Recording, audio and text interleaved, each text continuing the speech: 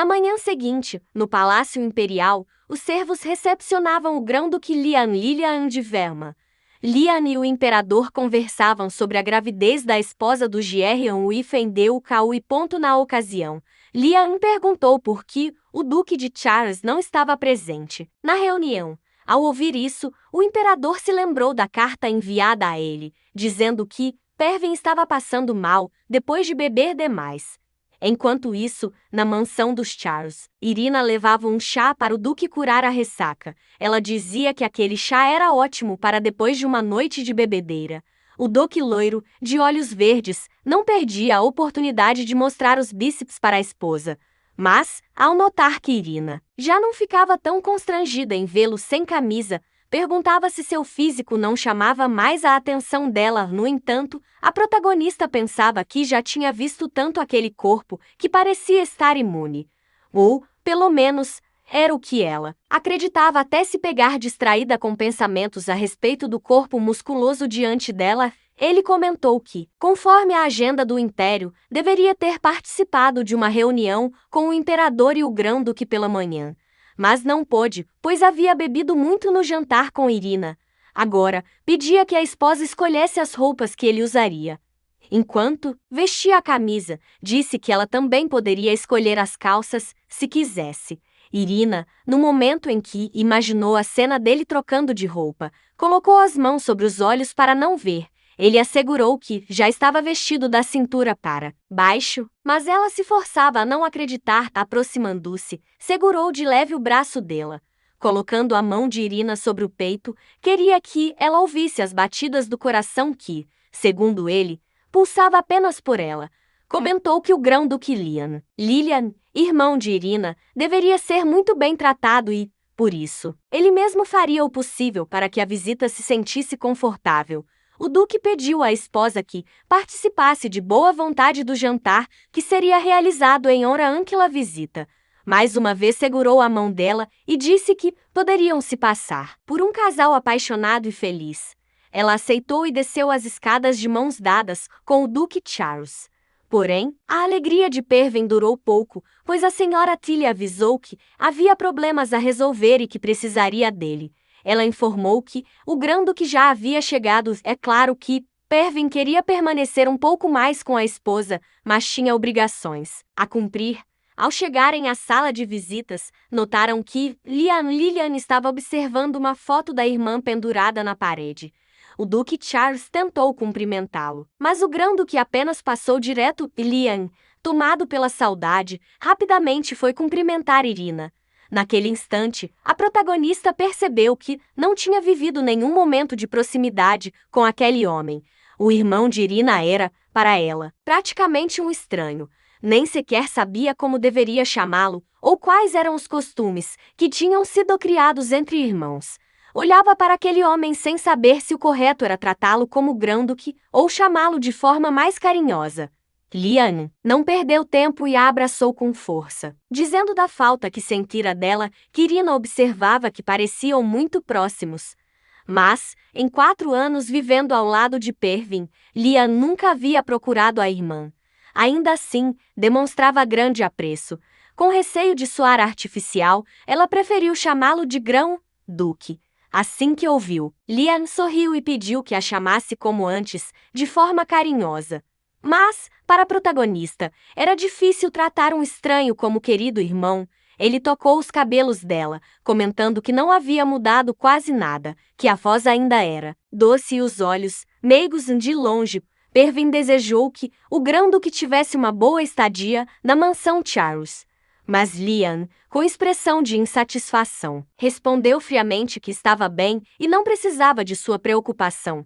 Fez questão de lembrar que o imperador havia lhe contado sobre o mal-estar de Pervin, que o fez faltar à reunião da manhã. Lian aproveitou para perguntar se ele ainda estava passando mal, insinuando que faltava força interior ao duque loiro. Logo depois, pediu para ficar a sós com a irmã, já que fazia tanto tempo que não conversavam como anfitrião. Pervin se manteve respeitoso, mas antes de sair cochichou para Irina que ela deveria demonstrar mais afeto pelo marido, apontando para o próprio rosto. Insinuou que ela se despedisse com um beijo. Irina entendeu mal e, em vez de um beijo no rosto, deu-lhe um rápido selinho nos lábios. O duque, que esperava apenas um gesto discreto, ficou constrangido.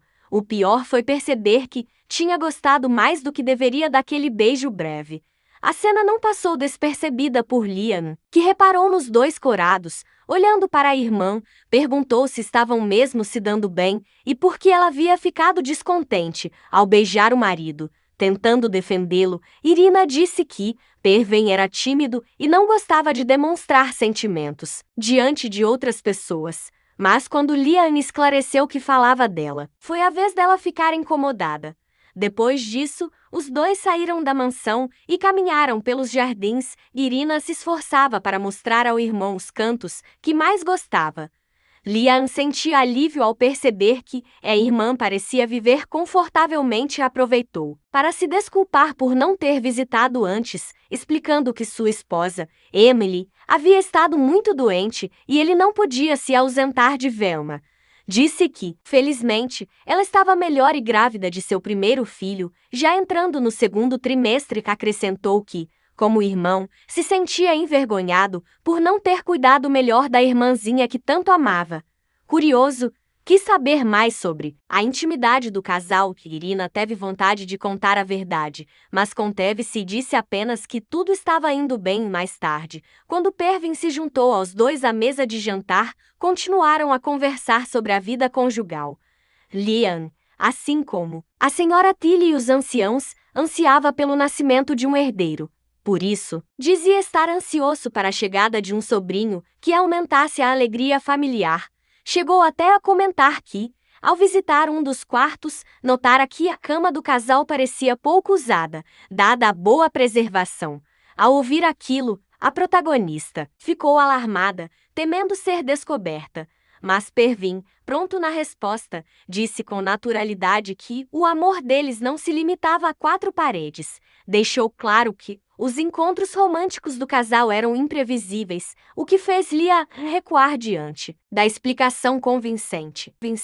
Quando o assunto chegou à intimidade do casal, o Grão-Duque de Verma ficou completamente chocado. Chegou até a imaginar que tinha ouvido errado, mas Perven não deixou barato e afirmou que toda aquela mansão era um ninho de amor perfeito para o casal. As empregadas, ao ouvirem aquilo, logo começaram a cochichar, concluindo que, no dia em que os dois ficaram na cabana, realmente havia acontecido exatamente o que elas imaginavam. Sorridente, o Duque de Charles perguntou à sua duquesa se ela se lembrava do dia na cabana, quando tinha chegado primeiro e esperado a vinda do marido. Inicialmente, Irina apenas encarou Pervin, atônita, sem saber direito o que fazer.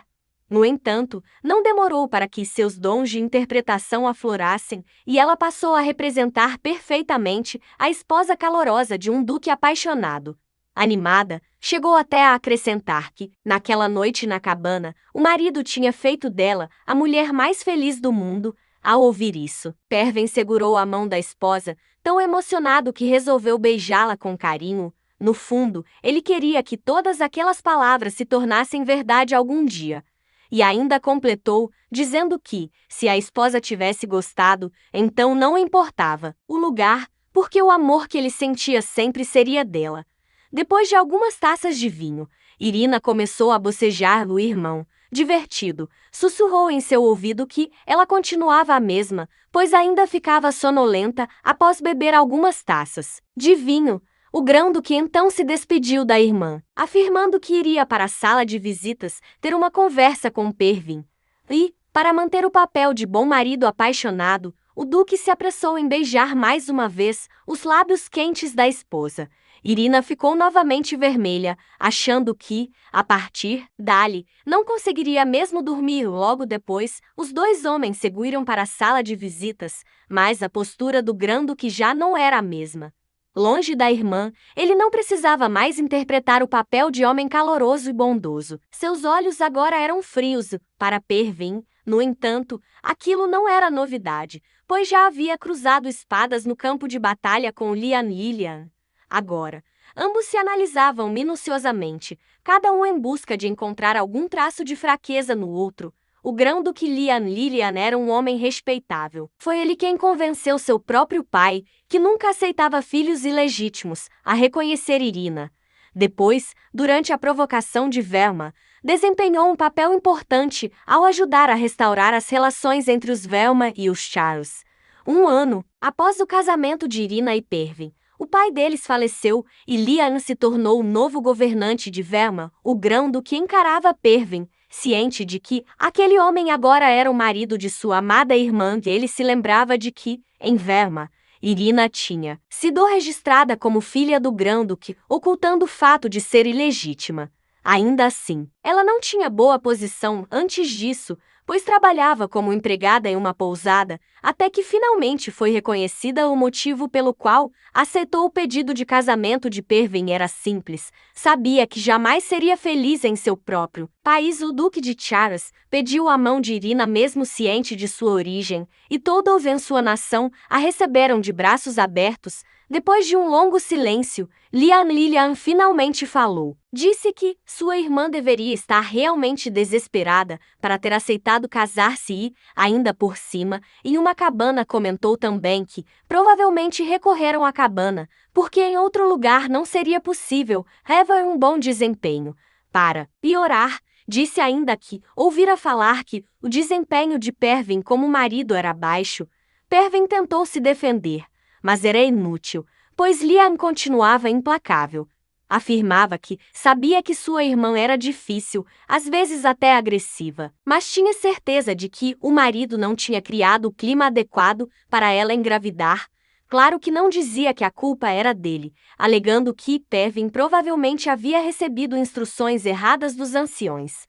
Levantando a mão à cabeça, o duque decidiu apenas ouvir com paciência todas aquelas críticas, enquanto balançava a bebida em seu copo. Lian dizia que podia imaginar as tolices que os anciões, sem perspectiva nenhuma, podiam ter ensinado. Comentou também que mudaria completamente o cardápio de Pervin e, para isso, contaria com a ajuda da governanta. E então veio a parte mais inesperada. O grão-duque colocou um livro sobre a mesa e insistiu para que Pervin o folheasse por inteiro. Assim que o duque lançou os olhos sobre as páginas, começou a suar frio, pois o conteúdo era pesado demais. No entanto, no dia seguinte, entregou o livro para Irina, pedindo que ela lesse e depois desse sua opinião. Disse que era a recomendação de um amigo, mas Irina, ao ver o título, ficou em dúvida se realmente se tratava de um romance. Ela não queria contrariar o marido e, como a recomendação era de um conhecido dele, aceitou ler.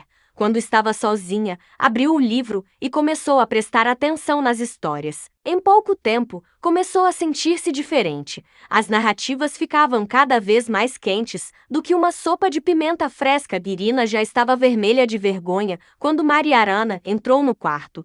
Desesperada, tentou esconder o livro e sua expressão, embaraçada, perguntando o que a empregada queria.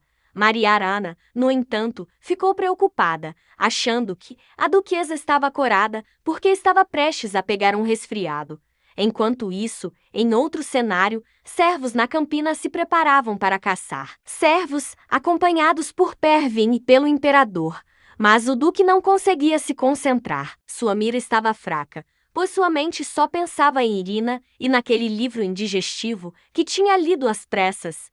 No íntimo, culpava Lian Lilian por todo aquele constrangimento. O imperador, astuto, notou a distração do amigo, mas considerou normal, já que o casamento dele parecia estar indo muito bem. Achava até que o duque andava exausto de tantos dias alegres e noites cansativas. Decidido a arrancar a verdade, o imperador foi interrompido por uma mensagem urgente. A presença de Pervin era requisitada em sua casa. Ao abrir a carta, quase caiu para trás. Precisava pedir desculpas ao imperador, pois não poderia comparecer ao banquete do Marquês Celestine. O imperador estranhou, ainda mais porque Lian estaria presente, mas, ao ver que os anciões tinham marcado a data para a união conjugal, não teve outra escolha senão liberar o amigo para cumprir seus deveres. Enquanto isso, Irina recebia pessoalmente a visita dos anciões, que a informaram sobre a data escolhida. Disseram que haviam contratado um astrólogo e que aquele dia era perfeito para garantir um herdeiro. Ao ler a carta e conferir o calendário, Irina percebeu. A data marcada era justamente 30 de abril do ano imperial. Tudo estava sendo preparado e o quarto do casal estava incrivelmente arrumado. Cada canto daquele quarto parecia ter sido planejado para acolher um casal apaixonado. Irina estava desesperada, pois o dia finalmente tinha chegado. Sentada na poltrona, com sua taça e um rabi transparente, ela suava algumas horas antes. A mansão Chavez estava em alvoroço. Diversas criadas, junto da senhora Tilly, cuidavam da beleza íntima de Irina. Ela deveria estar suave e agradável aos olhos do duque. Mariarana também estava radiante de alegria, convencida de que faltava pouco para a união se concretizar. A roupa escolhida para Irina a deixava bastante desconfortável. Tinha pouco tecido e ainda era meio transparente. A senhora Tilly pensava que, se a duquesa estivesse reclamando do excesso de tecido, poderiam reduzir. Mas não era o caso. Irina preferiu colocar um rabi por cima, mas isso não adiantou muito, pois ele também era transparente. Depois que Mariarana deu um laço do lado do rabi, Irina observou discretamente para ver o que a empregada estava fazendo. A travessa disse apenas que pusou o laço para mostrar à duquesa como funcionava a abertura lateral. Ela comentou consigo mesma que nem seria preciso explicar, pois certamente o duque saberia o que fazer quando chegasse a hora. Foi então anunciado que o duque estava prestes a entrar no quarto. A senhora Tilly e Mariarana estavam ansiosas por aquele momento. Sentada na poltrona vermelha, tentando se acalmar, Irina viu Perven abrir discretamente a porta. Assim que entrou, pediu desculpas pelo atraso, explicando que também precisara cuidar de alguns preparativos. Ela notou que ele estava com um rabi diferente dos outros dias e que havia se preocupado um pouco mais com a aparência. Enquanto Perven colocava vinho nas taças, Irina tentava se acostumar com a aparência sensual do esposo. Ele comentou que aquela seria a segunda noite que passariam conversando.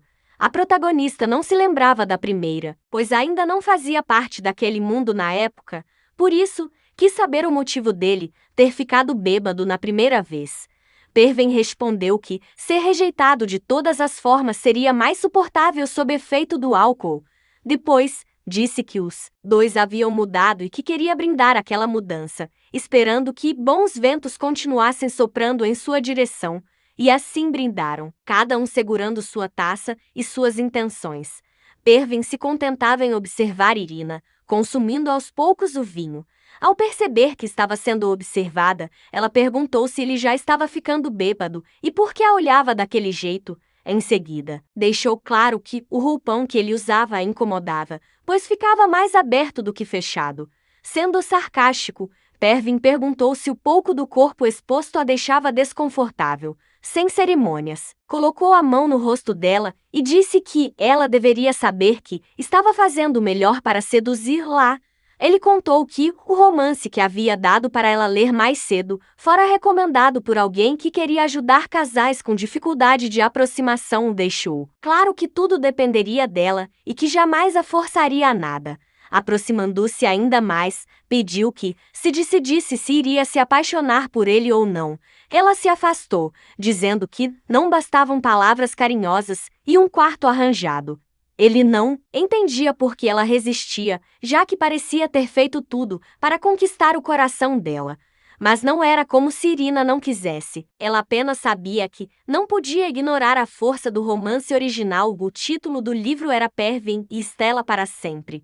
Tudo o que ela era na história não passava de algumas páginas preliminares de um romance, criadas apenas para esquentar a história entre Perven e Stella. A mulher predestinada a ele, ela pensava que deveria apenas sobreviver e viver sua vida confortavelmente. Olhando para ele, dizia que o relacionamento deles era contratual, fruto de um acordo diplomático entre países. Perven, no entanto, não acreditava que fosse assim que ela se sentia, como se tudo fosse apenas um contrato. Sentada, Irina pediu que ele parasse de fazer cara de quem iria chorar. Então, ele perguntou se ela já havia ouvido boatos sobre os Charles. boatos que diziam que eles não optavam por não ter filhos, mas que não tinham potencial para isso. Ele completou dizendo que, como todo casal, apenas eles sabiam de seus próprios problemas. Contou que, ao vê-la sentada, decidiu não insistir nenhuma vez, mas agora tinha certeza de que ela desejava tanto quanto ele. Comentou que o rosto dela não parava de ficar avermelhado desde que notara seu roupão semiaberto, e é claro que Irina se afastava, tentando evitar a situação, mas ao olhar nos olhos dele, percebeu que ele era irresistível demais para continuar se controlando. Ao colocar a mão no coração, sentiu que batia tanto quanto o de Pervin. Por isso, colocou sua mão no pescoço dele e cochichou algo. As palavras dela soavam como permissão para que ele pudesse dominá-la. Ao ouvir aquilo, ele a beijou dela. Inicialmente, parecia não querer se entregar totalmente, mas, agarrada ao roupão dele, continuava a ajeitar suas carícias. Irina sabia que Pervin havia sido ferido por ela no passado e, por isso, havia fechado o coração, com olhares duros e atitudes severas. No entanto, ele começou a mudar aos poucos, demonstrando delicadeza. Pervin passou a ser gentil, pedindo que ela jamais fosse embora. Demonstrava preocupação com a saúde dela e sempre respeitava seus limites. Enquanto Irina achava tudo aquilo estranho, algo dentro dela também mudava. Agora, ela realmente queria Pervin. Estava disposta a correr o risco de ser trocada por outra mulher, como na história original, mas, naquele momento, queria aproveitar cada segundo ao lado dele. Por isso, deu a ele permissão para tê-la, podendo receber seu amor de todas as maneiras que desejasse.